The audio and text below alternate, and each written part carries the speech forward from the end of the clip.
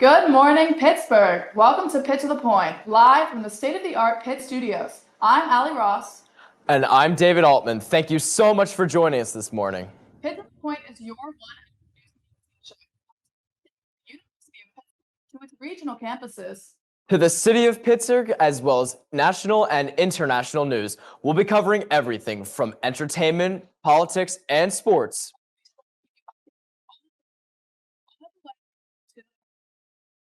Former President Donald Trump turned himself in to the Manhattan District Attorney's Office on Tuesday. The former president currently faces 34 felony counts of falsifying business records. Trump pled not guilty to all counts at his arraignment, as felony charges each carries a maximum of 4 years for a maximum sentence of 136 years, though experts doubt he will ever face jail time, even if found guilty. Even if these charges are tied to hush money payments he allegedly paid to adult film actress Stormy Daniels at the tail end of the 2016 presidential election, the Manhattan DA's office alleges that Trump paid $130,000 to prevent Daniels from publicizing a sexual encounter. Falsifying business records is typically a misdemeanor charge, but District Attorney Alvin Bragg said the charges were bumped up to a felony because they were done in an effort to commit or conceal other crimes. This is what he will have to prove in court for Trump to be found guilty. For a more in-depth look at how this trial could play out in court, the political sphere, we have our political reporter, Joey Tebben. What can you tell us, Joey? Well, the Republican presidential primaries are still over 9 months away, but the defining storyline of the campaign season is seemingly already here. As former President Donald Trump conducts his third presidential campaign, an indictment and a criminal case against Trump have dominated the political conversation. Will this help Trump? Will this hurt Trump? Nobody knows. But what we do know is that this will be a political campaign season like we've never seen before.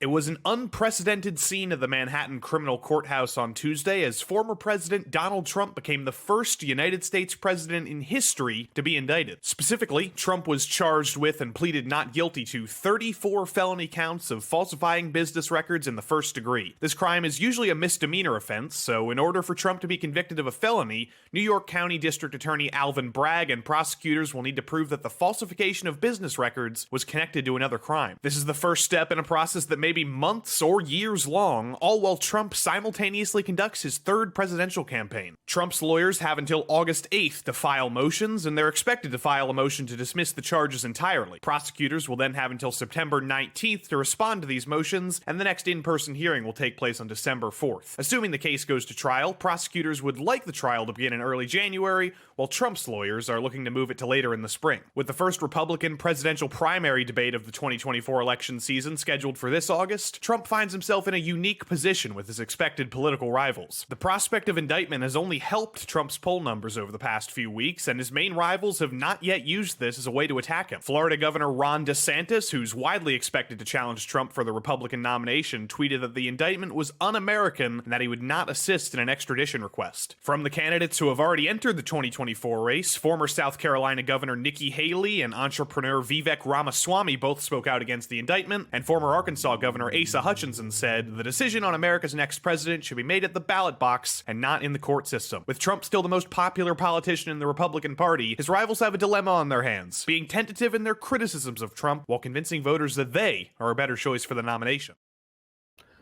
Trump is actually not the first president to be arrested. All the way back in 1872, while he was still in office, Ulysses S. Grant was arrested for speeding in a horse-drawn carriage on the streets of Washington, D.C. Now, Grant paid a $20 bail, only stayed in the police station for an afternoon, and didn't return in court after.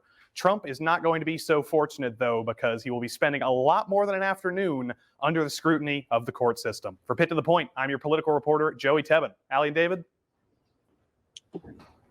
Thanks, Joey. That's a fun fact about Ulysses S. Grant. So as we've covered, Bragg needs to establish that each of these 34 counts is connected to another crime in order to convict Trump of a felony. To clarify, this would be a Class E felony, which is the lowest kind. For more on what crimes these charges may be connected to, we're going to go to our business and technology reporter, Aiden Dean Dunn. Aiden? Thanks, Allie. That seems to be the question everyone wants the answer to. So as we go back to this beginning of the chapter of the turbulent tales of Donald Trump, we look at the 2016, just before Donald Trump became the presidential elect. Now, Donald Trump's former lawyer, Michael Cohen, allegedly made hush money payments to Stormy Daniels, as mentioned, and So to answer your question, it's likely that it will be a campaign influence for trying to manipulate public opinion, or it will be a fraud charge for taxes. So let's get into it. In 2018, Michael Cohen pled guilty to 8 felony counts of criminal tax evasion and campaign finance violations, of which he was convicted and served time in prison. Among a number of other violations in Cohen's trial were the payments supposedly made to Stormy Daniels as hush money. And now as Donald Trump prepares for his third presidential campaign, the New York Supreme Court has charged the former president for falsifying the documents which recorded Trump's reimbursal to Cohen for this money paid to Daniels. In the documents in question, Trump listed these transactions as legal fees rather than reimbursals, allegedly to disguise the true nature of these payments and to provide Michael Cohen with the opportunity for tax relief by filing the payments as income. Fordham Law professor Cheryl Bader further explains the charges. This is about how Cohen was reimbursed because this came to him as income, right? He said he rendered legal services. That's a taxable event, right? Also, there's expenses to the corporation, and that also has tax consequences. And we know that Cohen was paid more money than just the hush money payment. And part of that was to sort of account for and therefore cover up, right, the tax consequences.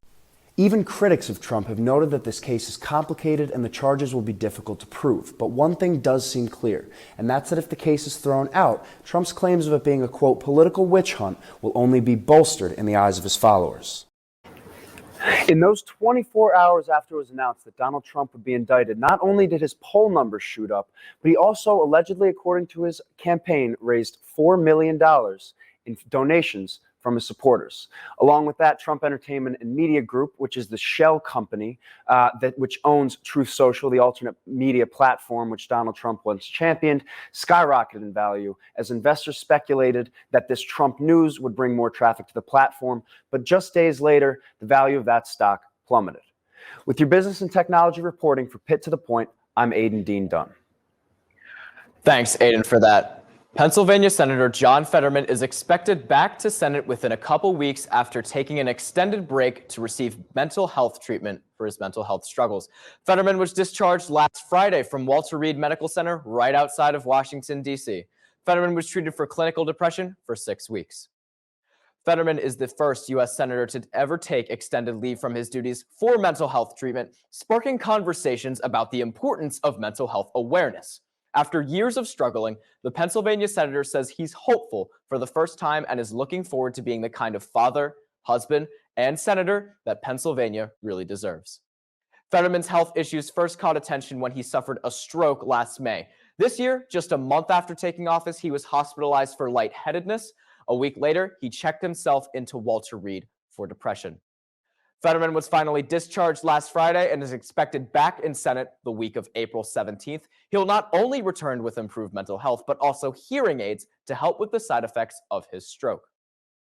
The University of Pittsburgh appointed its new chancellor Monday morning. Chancellor-elect Joan T.A. Gable will serve as Pitt's first female chancellor in the university's 236-year history, replacing Chancellor Patrick Gallagher. Gable comes to Pitt from the University of Minnesota, where she served as that university's first female president for the past 4 years. Gable will start in the position in July. During her tenure at Minnesota, she developed a comprehensive and strategic plan for the university that resulted in record-setting graduation rates and annual research spending. She also oversaw transformational partnerships such as the Next Gen Med program with Mayo Clinic and Google. And even in her prior work in Minnesota, she garnered many accolades. Gable started her career teaching at Georgia State University in 1996 and then ventured to Florida State University, where she served as chair of the Department of Risk Management, Real Estate, and Legal Studies. Gable has also served as the provost and vice president for academic affairs at the University of South Carolina and the business school dean at the University of Missouri. We look forward to seeing what she can bring to Pitt. Since 1910, the Pitt News has provided the community with accurate and timely news. They provide the student body with coverage on issues that affect students at the university and across the country. And our very own Alexandra Ross has worked for the Pitt News as well. She's very proud to, extend what the Pitt News offers on the show.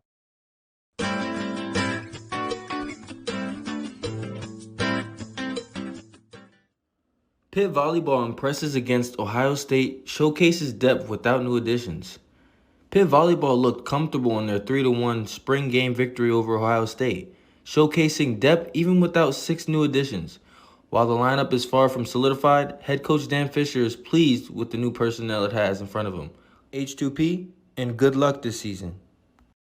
Carly Rae Jepsen blasts confetti at PPC's Bigelow Bash, and students let loose.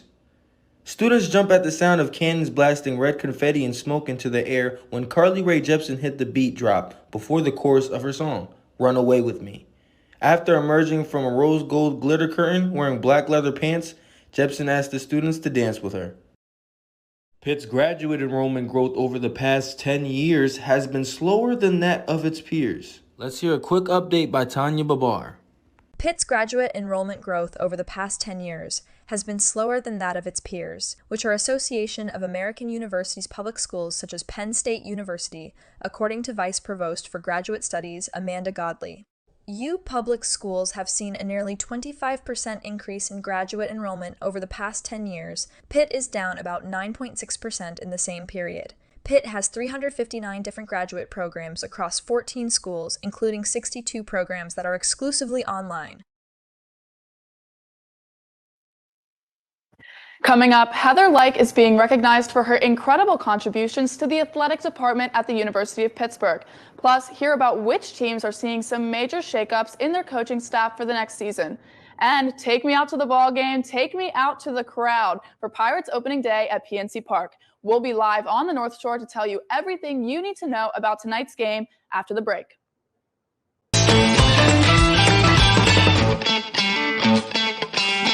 Back. Have you checked out our website yet? Well, if you haven't, give it a look. If you want to see all your Pitt to the Point faves, like me and David, and stay up to date on current events, check us out on pittothepoint.com. And if you want to learn about the magic that happens behind the scenes and see more of our good-looking team, like me and Allie, check us out on social media. You can find us on Instagram and Twitter at Pitt to the Point and on Facebook at Pitt to the Point. Check it out. I can already smell the hot dogs and the popcorn from here because PNC Park is gearing up for the Pittsburgh Pirates opening day on the North Shore. They're going to face off against the Chicago White Sox today. That's right, Allie. The Pirates are off to a hot start this season, starting out 4-2, winning a 6-game winning series against the Boston Red Sox. Standout studs include shortstop O'Neal Cruz and pitcher Mitch Keller. Well, yeah, hopefully they continue that winning streak tonight. I'm with you all the way, Allie. Pitt to the Point's amazing city sports reporter Josh Byrne is live down at PNC Park this morning to bring us more on what to expect from the Pirates this season. Josh, how you doing this morning?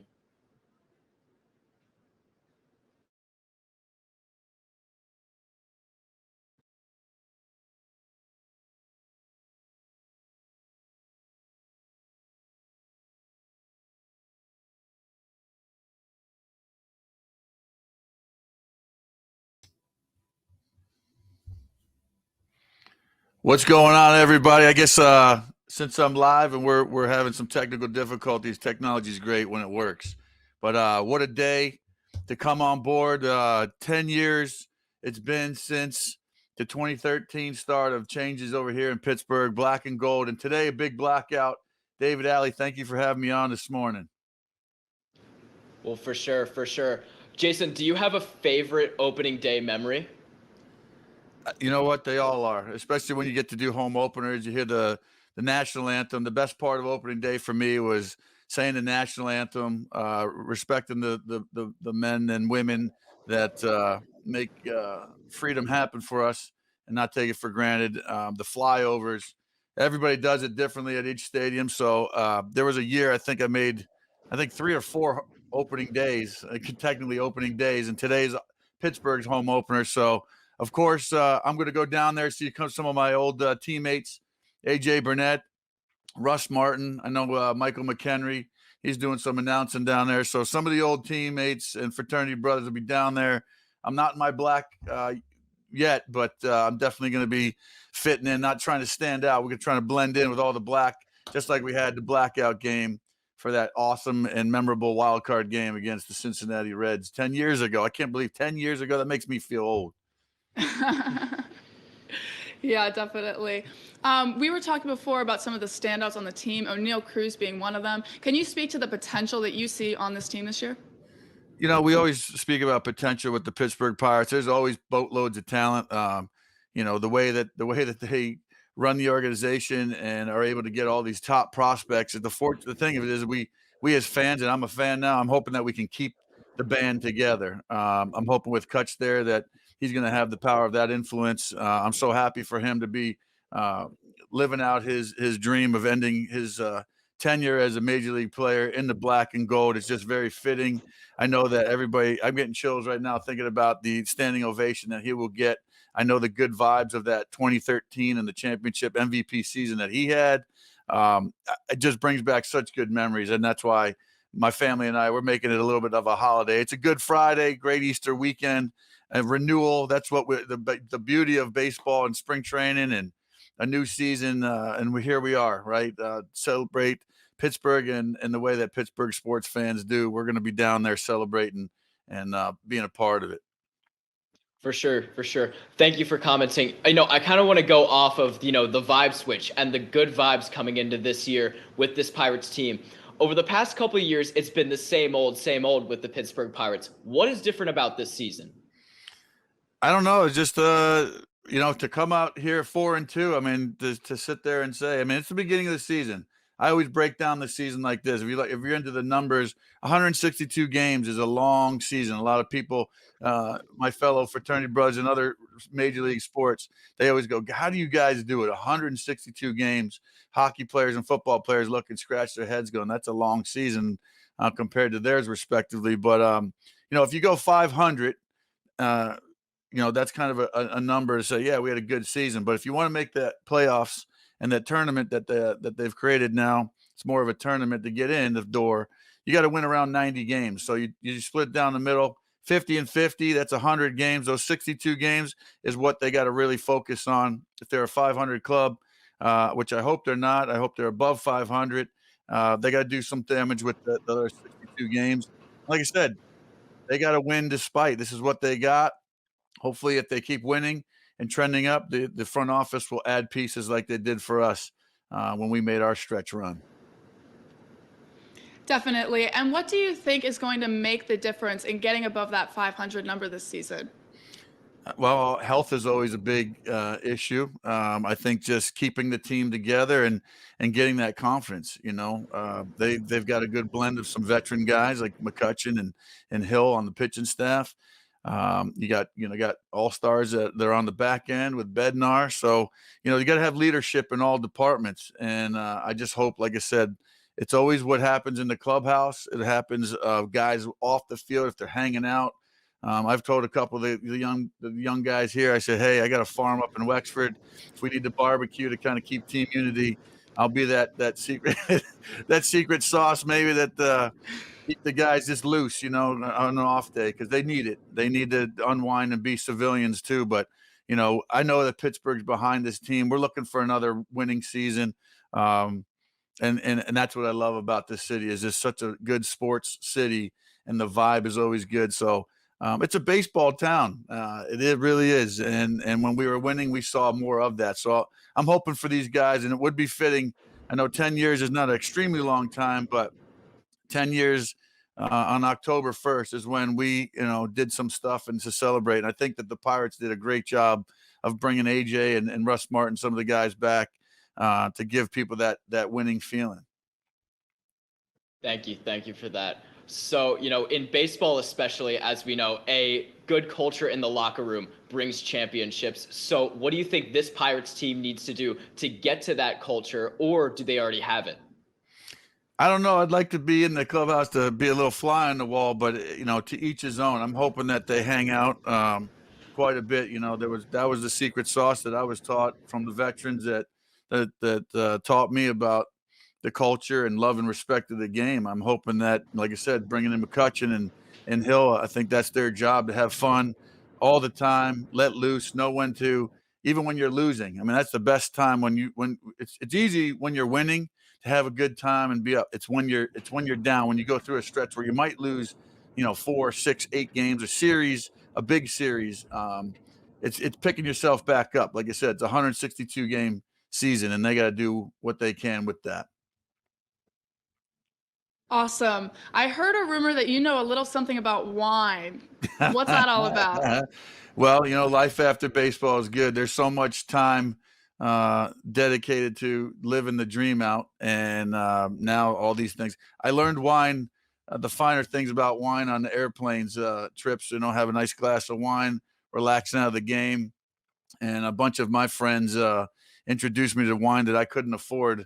Yeah, being around some well-to-do athletes and my brothers introduced me some good wine, and I just did this as more of a charity thing. After I played on the Italian Baseball Classic, the World Baseball Classic for Team Italia, wanted to give back. So this was more of a creation that I did try to help and kick back to grow the game of baseball in Italy for and softball.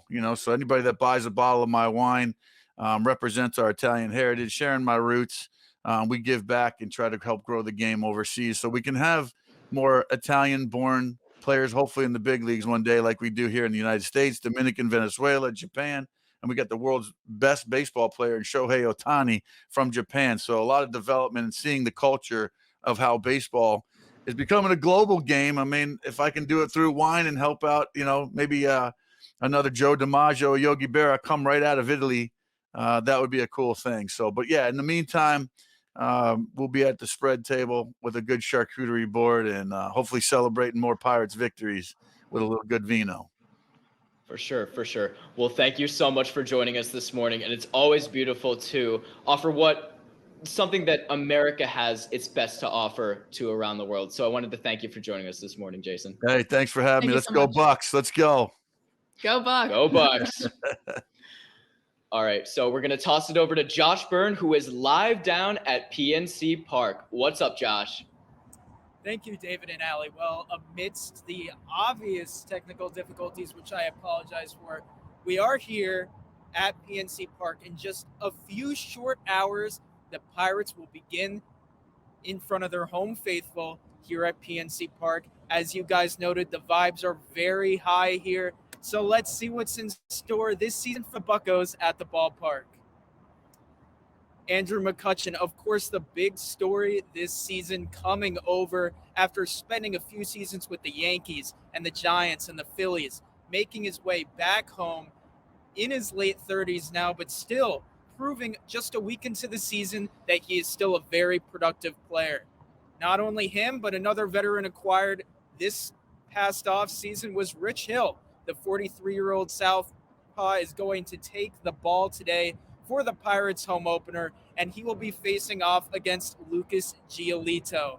So far, the Pirates are 4-2 this season, and they're coming off of a sweep of the Boston Red Sox. So the Buccos are definitely going to try to keep things going well here in Pittsburgh. And as I said, guys, the vibes are high. They got a good young core of players, O'Neal Cruz, Brian Reynolds, and who's to say how far this team can go? It's certainly a much different feeling to this Pirates team than in years past. So let's see how it goes. And the Pirates begin their home season starting today in front of the Pirates faithful. From PNC Park, I'm City Sports reporter Josh Byrne. David, Allie.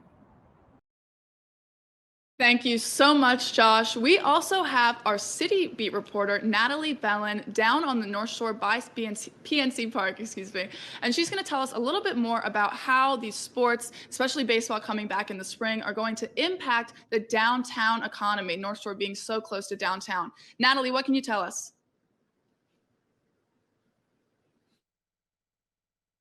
Park fans are bleeding black. Starting the usher here at PNC Park.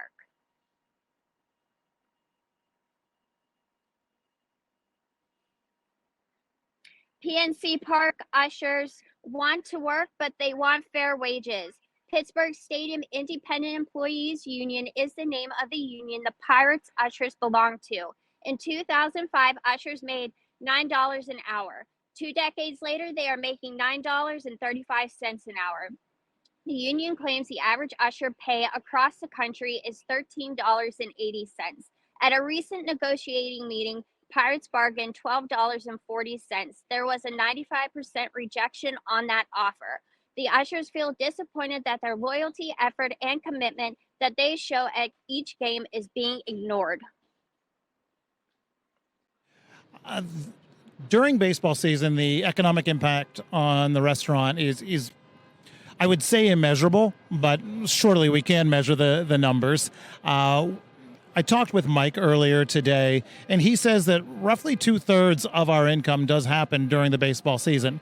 And that includes both the home games and the fact that people are out and about in the summer more. A lot of the pro sports teams, and this goes nationally, don't realize how many people's day-to-day income is based on them showing up and working. We certainly see a rise in our, I guess, our revenue, whether that's directly correlated to baseball season itself or just that more people are out and about in Pittsburgh.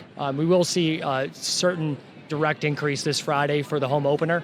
And I expect that to be, we're full on reservations. It's going to be a nice day before and after the game, as it does draw, another extra 10 to 12,000 people at least. So it certainly helps my revenue.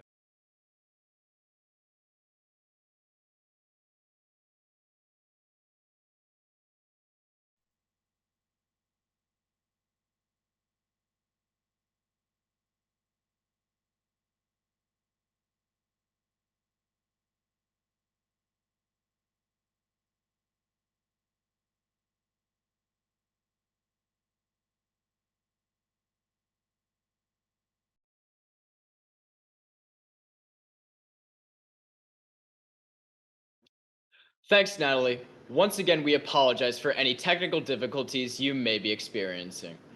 Pitt Athletics is putting the gold in blue and gold by cementing a new golden age. Pitt football, basketball, and soccer have reached new heights over the past couple years. Or should we say victory heights? The woman behind this Pitt Athletics renaissance has just received some major recognition for her work. And our Pitt Sports reporter, Donnie Blackwell, has the story. Donnie? Thanks, David. Heather Lyke has recently just won the Athletic Director of the Year award. She is one of 4 women who are athletic directors in Power 5 schools, making her the only female to win this award. Pitt has become one of the only schools with multiple ranked teams and championship wins, being named the number 22nd program in the nation. With Heather Lyke's strong vision for Pitt, there is no doubt that she can run a program. Nino bringing home a national championship last night at 197, being undefeated. I couldn't be more proud of him and the work that he put in with Coach Gavin and the whole staff. I told Keith that I was tired of saying you were the last NCAA champion at Pitt. So Nino took care of that, which is great. And, I've said all along, I believe in comprehensive excellence and the importance of 19 teams being exceptional. And success is contagious. And I think we are starting to finally get a sense of that. And I think the trajectory of our department is really headed in the right direction with all the right people. And I've got a great team that I love working with every day. Now something big is happening here on campus if you haven't realized the construction near the Peterson Event Center. The new athletic facility, Victory Heights, has just received the okay for construction. The $240 million investment will be the new home for Pitt Athletics and is set to be completed by 2025. Victory Heights will be the new center for 16 of the 19 athletic teams who were formerly practicing in the Fitzgerald Fieldhouse. The new arena will hold 3,000 seats for gymnastics, volleyball, and wrestling, a gymnastics practice facility, indoor track, strength and conditioning facility, and more will be added. The excitement is here for Victory Heights. As Lyke mentions, the new facility will help athletes and coaches live up to the high standards and winning mindset that comes from the University of Pittsburgh. The people that will be directly impacted every day are our coaches and our student athletes and our staff who live in these facilities. And I would argue successfully that we have recruited and retained the absolute best coaching staff that we can in college athletics. Our coaches directly impact the lives of other people's children every day. And I've said that before, but it's real, and it's an unbelievable responsibility and opportunity that they have. Most athletic directors want to rebrand and want to build facilities, and I'll just say this: it became really clear at about a year in that Heather was going to pull this off. That it was like, wow, this is going to happen. And so it's cool to be here today. University of Pittsburgh's athletic department will be holding a press conference later this Friday afternoon where AD Heather Lyke is expected to announce the new women's basketball head coach. The new coach will most likely be University of Massachusetts head coach Tori Verdi. Verdi has led the Minute Women to 3 postseason appearances, and he is a native of New Britain, Connecticut.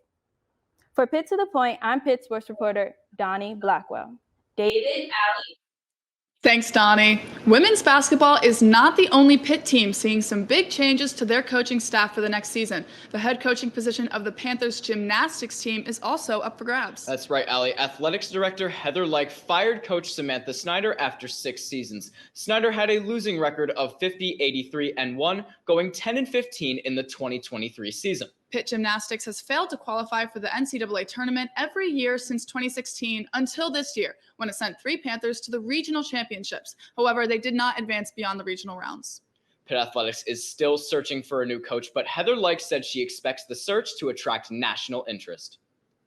Coming up, see the latest efforts from the Allegheny County Health Department in distributing life-saving medicine to help fight one of the world's largest narcotic epidemics. Plus, hear more about a yearly undergraduate research conference at one of Pitt's regional campuses that is totally out of this world. Stay tuned to see it right after the break.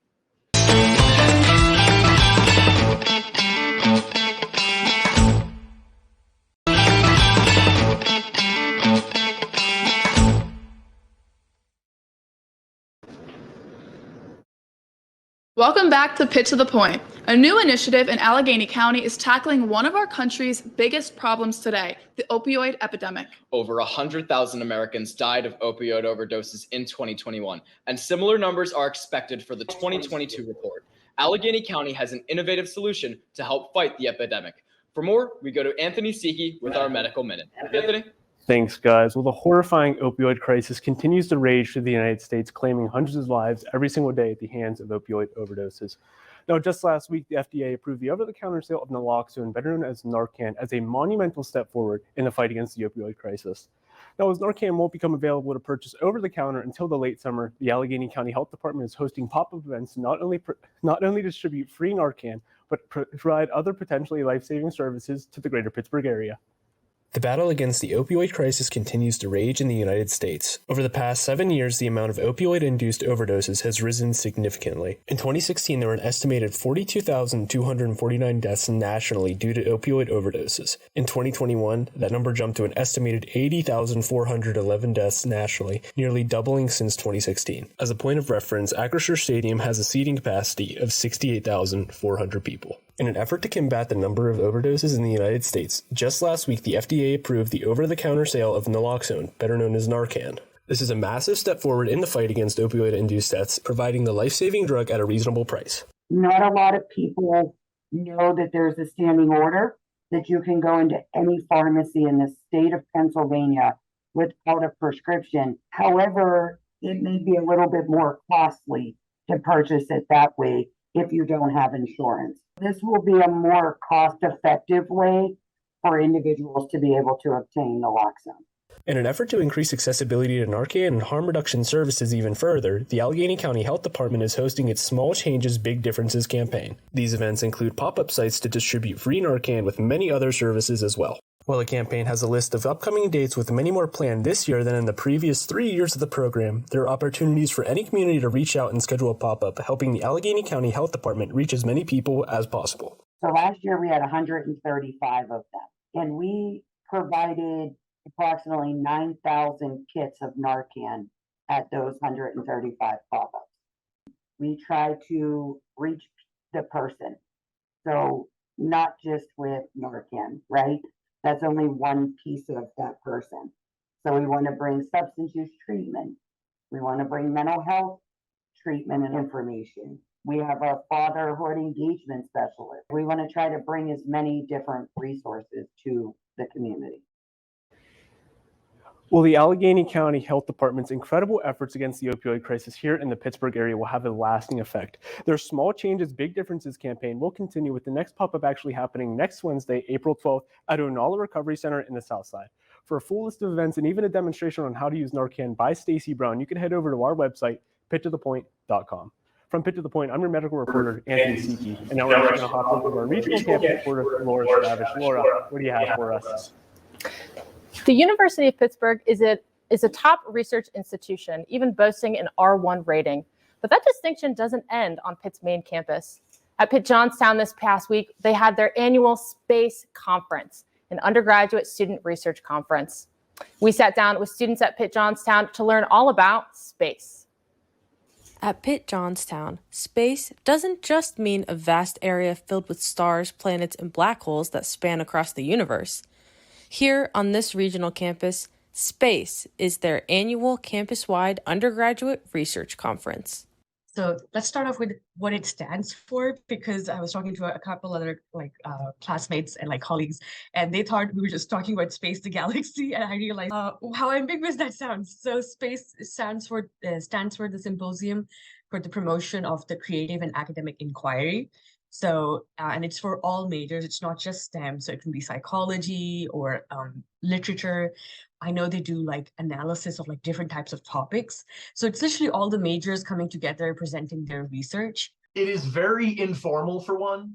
It is a mixture of poster sessions and a couple talks, depending on what the students are presenting, because there are posters from every facet of research. I've seen posters about acid mine drainage analysis next to a literature study. Every professor who can present, who does research, will present its space just to say, this is what I'm doing. A lot of our research is trying to implement a more green curriculum into organic chemistry labs. Everyone was just coming up, seeing each other's posters. You got to speak. Everyone just had an interest. Everyone was encapsulated by all the posters. So I just thought it was really interesting and a good atmosphere for everyone to present what they've been working on. Kind of whoever's doing research on campus, I think you can just register for it, and then they'll read your abstract and get approved and everything like that. So it was actually a pretty easy process to do, and they're always looking for more people to present there and stuff. So for many students, this undergraduate research conference is the culmination of their academic education. And for faculty, well, it's a nice excuse to network. Now, the Space Conference ended this past week, but it's not your last chance to catch research at Pitt Johnstown. You can go to their Fall into Research Conference next semester. Dr. Tracy also wanted me to plug that him and Dr. Nigam are still looking for students interested in helping on their research in sustainable chemistry education. So if you're interested and you're a student at Pitt Johnstown, be sure to reach out to him. From Pitt to the Point, I'm your regional campus reporter, Laura Stravick. Allie, David? Thanks, Laura. Really good to see all the great minds that we have at these regional campuses around here. Coming up, hear about a new film made by our very own Pitt alumni and learn more about how you yourself can see it. Plus, we've heard all about Pitt's biggest athletic programs, but there's one club sport at Pitt that's also bringing home the gold. And learn about a very special dedication to the creative minds at the University of Pittsburgh. Don't miss it.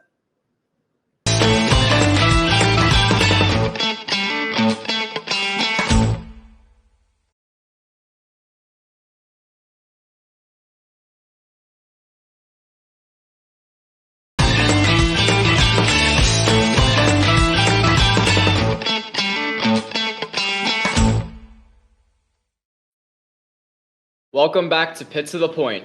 A University of Pittsburgh graduate is screening his new film Above the Clouds today with Film Club Seen at Pitt. Are you in that club, David? You seem kind of like a, I don't know, film geek to me. Hey, language. Well, I am a film nut after all, and I might have to check it out myself. For more on the story, here's this week's Alumni Spotlight.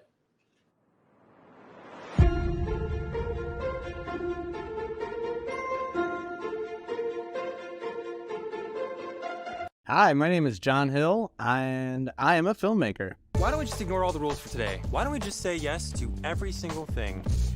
When I went to Pitt, my favorite club to be in was UPTV. I was the TV station, and that's where we got all our start. Jumped right in sophomore year with a show called Loth or Well What, and I became the station manager and just spent every single day in that station teaching myself how to shoot, how to edit, teaching other students how to shoot, how to edit, putting in my 10,000 hours right here. For the last 7 years, I've had the privilege to work at Fox Sports Digital. I did the World Series, I did the Super Bowl, and I had done a bunch of shorts, I had done some pilots and a whole bunch of things like that, but I had never gotten to making a feature film, which is like the elusive white whale of this career. In Above the Clouds, the story is about me and my family at the time right after my father passed. So the person I was writing to was kind of myself at that age. There's no book about what to do when a parent dies. You know, what if you could be that film that someone who has gone through something like this, any kind of loss, you'd be able to watch 90 minutes of a film and kind of say to yourself like, oh, that helped me. I think Friday night's going to be very special. It'll really come full circle. It'll be the whole thing, you know. I love this university and I'm just so proud to be back. Hey, Allie, you used to play any sports? Oh yeah, I played field hockey all the way from 3rd grade until I came to Pitt. Played intramural for a little bit, but then I broke my nose, so I had to stop. How about you? Well, I played soccer from 6th grade until I came here, then I had to stop. But I never came to quite an accolade as the Pitt Club hurling team. You know, I bet that's true because this week for Clubbing at Pitt, we have the 4-time consecutive national championship winning club hurling team. Let's take a look. The University of Pittsburgh's club hurling team won their 4th consecutive national championship last week in Louisville, Kentucky. You may be wondering, what is hurling? President Liam Carmody and business manager Tyler Augie have some answers. You have a ball that's like a baseball, and you have a big stick kind of like a bat, and you have to hit the ball into the uprights for 1 point or into a soccer goal underneath for 3 points. And it's the fastest game on grass. Don't be intimidated to join the best team in the country, as they are always open to new students of the game. Pretty much our entire team does not know what hurling is when they come to Pitt or they join the team. I think we have maybe 1 or 2 kids on our team who had held the hurl even before they had joined the club, but we're still able to kind of teach them the sport. We're very adamant on making a learning environment. Everyone is picking up the sport for the first time at 18 or 19, so you know, it's a new learning curve, but we really work to help kids learn the skills, teach them what we've picked up in the last few years, and we'd be able to become a pretty successful club doing that.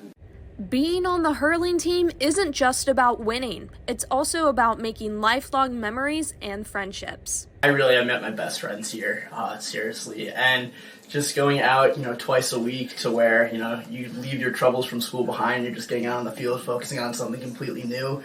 With a group of guys who are all just trying to lift you up and teach you and help you learn and get better every single week. It's just the best experience that I've had at Pitt.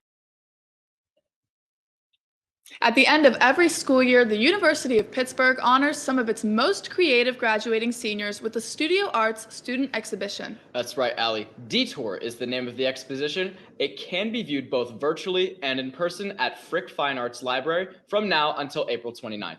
For a preview, we go to our Pitt Beat reporter, Shay Sweeney. Shay, give us the 411. Absolutely. Thanks, guys. So the talented students in our Studio Arts department are presenting their most creative works at an exhibition in the Frick Fine Arts building all this month. As you said, the exhibition is called Detour, and it gives our university's artists their chance to really engage viewers in their hands-on and incredibly unique projects. This week, we were able to take a closer look at some of the artists, more of their work, and find out what inspired them. So the exhibition is produced by the department through the students who are in the course. And we have 13 majors who are graduating this year. The gallery features all kinds of stunning works, from sculptures to paintings to projections and interactive pieces.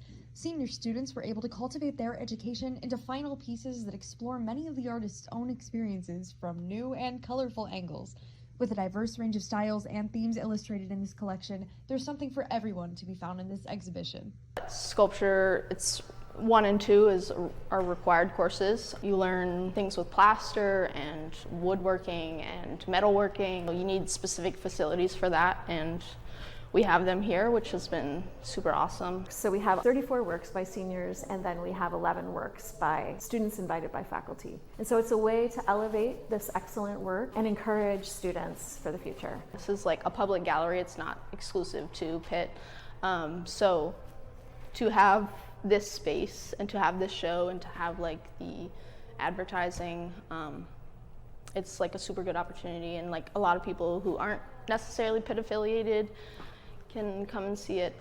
The labels have texts written by the artists that give a little insight into the work, which is really nice, and that's a practice of the gallery. that they started a couple years ago. Currently, our virtual tour is about to be released. We're working on a catalog, which will be a publication documenting the work of the seniors. I keep asking them, are you coming to hear the feedback? Because the feedback that we're hearing is that, and we know, this is an excellent show. I hope people will come see it. The Detour exhibition will be in the Frick Fine Arts Building until April 29th, and it is free for students and for the public, so we really encourage you to check it out if you can. And on April 13th, the artists will be hosting a talkback session at the gallery to discuss some of their work. For more information, you can always check the Pitt Studio Arts Department website. For Pitt to the Point, I'm Pitt Beat reporter Shay Sweeney. David, Allie? Thanks, Shay.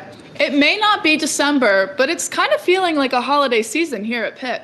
Coming up after the break, you don't want to miss how several religions have been keeping their faith on campus this week. And just in time for you to start making that summer playlist, we have a local new band to show you, and they're already blowing up. Stay right there, Pittsburgh.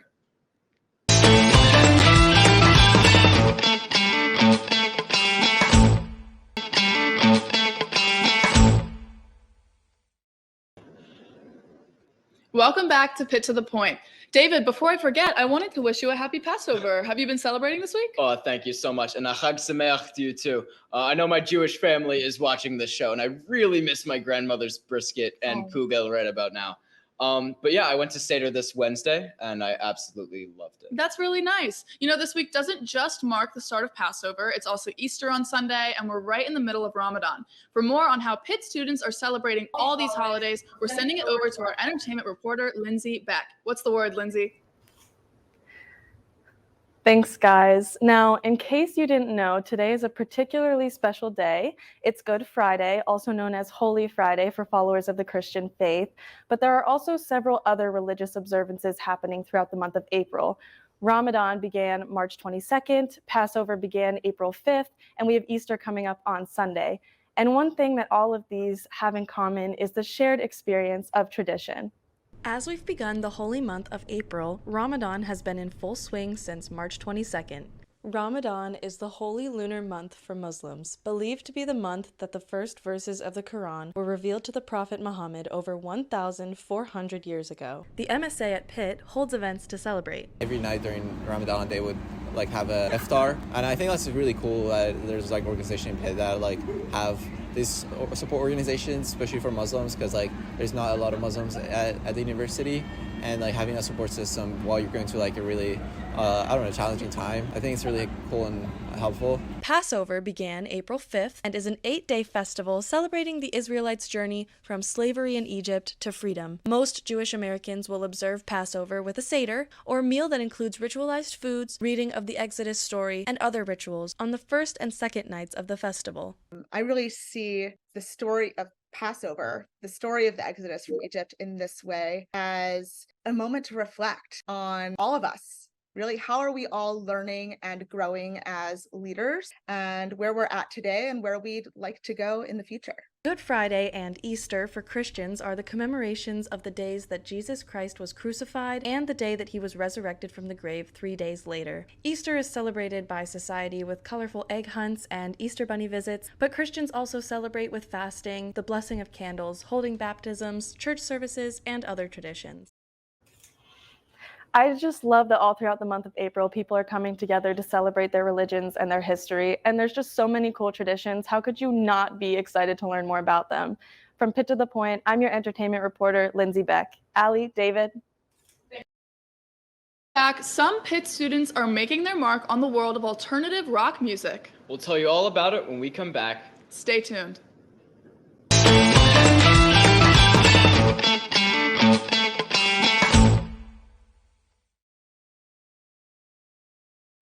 We are the University of Pittsburgh, forged in a blue-collar city with gold standards, where innovators, researchers, thinkers, and healers are always reaching for new heights.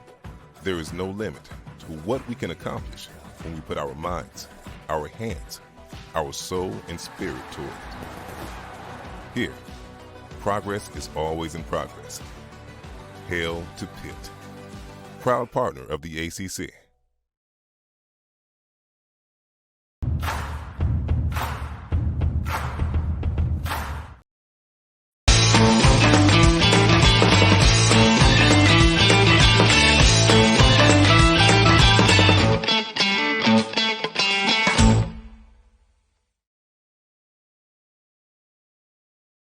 Allie, what are your top 3 musical artists right now? Oh gosh, that's a good question. I love Flip Turn, and I've been really getting into this band called Inhaler recently, but of course I am a major Swiftie.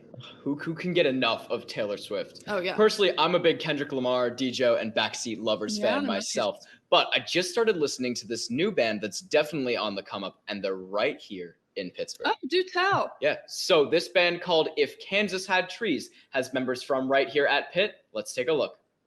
My name is Stone Magana, and I am the drummer of If Kansas Had Trees. We are a band from northeastern PA. Collectively, we just say Wilkes-Barre. And we started making music back in 2020, and kind of just got lucky the past few weeks and found some like local internet success. We're driving back from central New Jersey. It's super flat and it just has a bunch of trees, and I just like mumbled from the back of the car, this place looks like if Kansas had trees. We realized like that could be a good band name because a lot of those emo bands and everything have like really stupid names. Even if this doesn't go anywhere, this band is called If Kansas Had Trees. We played our first show a little over 2 years ago. Our latest single was Anything Right.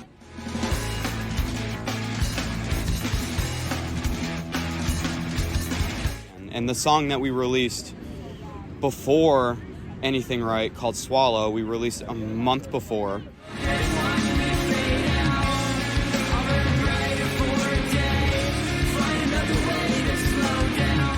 The first day it got like 4,000 or 5,000 streams, and we had never had that many streams on, I think like our entire EP altogether probably only had like 6,000 or 7,000. So like ending the day with just as many streams as your entire EP, and then seeing on Saturday night or Sunday morning, I think it hitting 10,000 streams was really crazy. It was like waking up on Christmas and seeing presents when you still believe in Santa and everything. It was super cool. Thanks for tuning in this morning on Pitt to the Point. I'm Allie Ross. And I'm David Altman. Catch you next week.